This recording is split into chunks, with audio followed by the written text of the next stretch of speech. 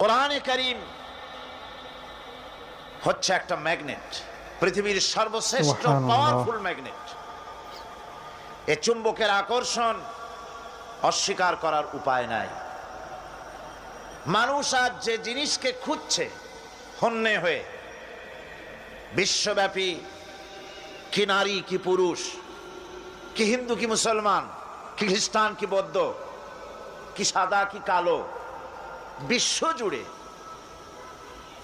মানব গোষ্ঠী যে জিনিসটির কাঙ্গাল, যে জিনিসটির জন্য হন্যে হয়ে ঘুরছে, সেই জিনিসটির নাম কি? না, হ্যাঁ ঠিক বলেছেন, সেই জিনিসটির নাম হচ্ছে পিস, ওটার নাম হচ্ছে শান্তি।